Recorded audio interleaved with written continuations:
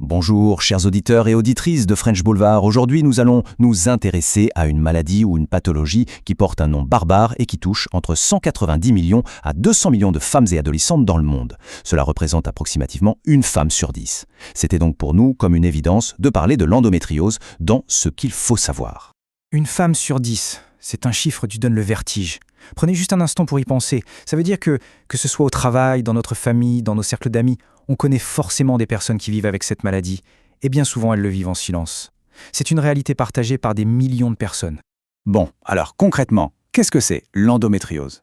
Pour faire simple, c'est quand des cellules qui ressemblent à la paroi de l'utérus, ce qu'on appelle l'endomètre, décident de s'installer ailleurs dans le corps. Le problème, c'est que ces tissus continuent de réagir aux hormones du cycle menstruel, ce qui crée des saignements internes, une inflammation très forte et des douleurs qui peuvent devenir un véritable enfer au quotidien.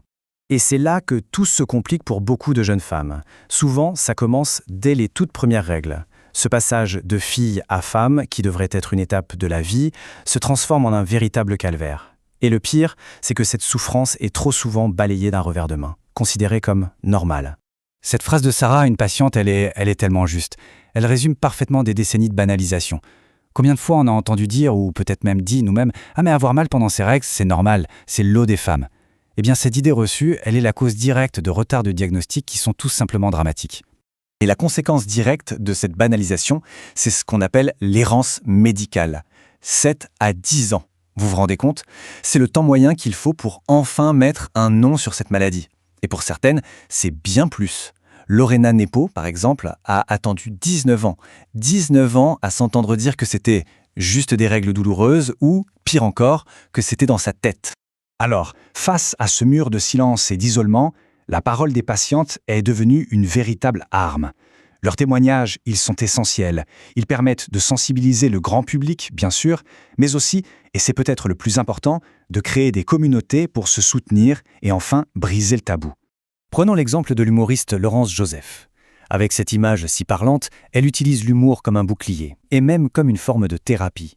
En transformant sa douleur en sketch, elle arrive à la fois à informer, à dédramatiser et surtout à montrer à des milliers d'autres femmes qu'elles ne sont pas seules dans ce combat. C'est une façon de reprendre le pouvoir. Et ce qui est intéressant, c'est de voir que chaque parcours est unique. Il n'y a pas de solution miracle. Lison, par exemple, a trouvé du réconfort dans la sophrologie pour se reconnecter à son corps. Pour Sandrine, le soutien de son partenaire et de ses amis a été la clé. Jaou, elle, insiste sur le fait de trouver d'autres endo-girls pour partager des conseils. Et Morgane nous rappelle une étape cruciale. Il faut d'abord accepter sa douleur pour pouvoir commencer à la combattre. On le voit bien, gérer l'endométriose, ça va bien au-delà de la prise de médicaments.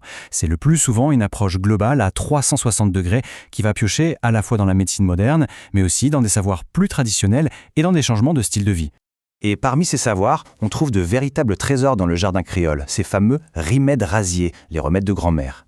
On parle de la menthe glaciale pour aider à la régularité des cycles, de l'armoise, connue pour être un puissant antispasmodique, du gros thym pour calmer les douleurs digestives, ou encore de la racine de vétiver qui est vue comme une alliée pour purifier le corps et apaiser le stress.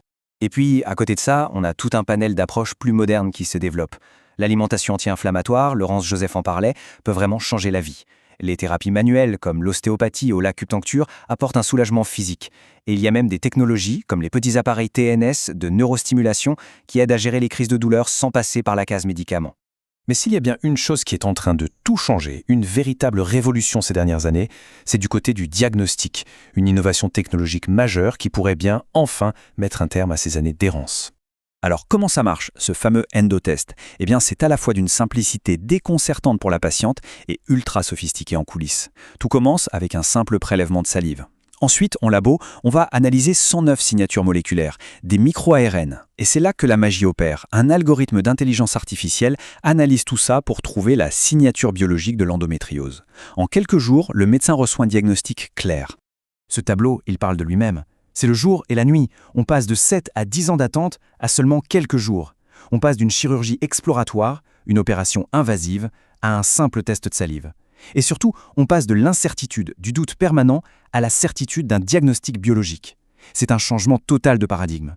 Et le plus incroyable avec ce test, ce n'est pas seulement sa fiabilité, qui est de plus de 95%, c'est surtout sa capacité à détecter des formes d'endométriose dites superficielles. Ce sont de toutes petites lésions, souvent invisibles à l'échographie ou à l'IRM, mais qui sont très innervées et peuvent provoquer des douleurs absolument atroces. Ce test, lui, il les voit. Bien sûr, toutes ces avancées n'arrivent pas par magie. Elles sont le résultat d'un combat de longue haleine mené par les patientes, par les chercheurs et par des fondations qui se battent pour que la maladie soit enfin reconnue à sa juste valeur et obtienne plus de moyens. Sur ce point, il faut reconnaître que les États-Unis sont souvent cités comme leaders. C'est grâce à des fondations très puissantes comme l'EndoFound, mais aussi grâce à un financement public massif via leurs instituts nationaux de la santé. C'est ce mélange entre philanthropie privée et investissement de l'État qui permet à la recherche d'avancer à grands pas. En France, la situation est un peu différente et le rôle des associations il est absolument fondamental. Des structures comme EndoFrance ou EndoMind sont sur tous les fronts. Elles informent, elles créent des réseaux d'entraide pour les patientes et elles font un travail de lobbying constant auprès des pouvoirs publics pour que la recherche sur l'endométriose ait enfin les financements qu'elle mérite. Chères auditrices et auditeurs, merci pour votre fidélité à French Boulevard. Nous avons tenté en quelques minutes de faire le tour de cette maladie, mieux comprendre les mécanismes de cette pathologie, mieux réagir face aux crises, démêler le vrai du faux, se tenir informé, c'est l'objectif de Ce qu'il faut savoir. On se retrouve demain pour un nouveau numéro de Ce qu'il faut savoir. Bonne journée à toutes et à tous sur French Boulevard.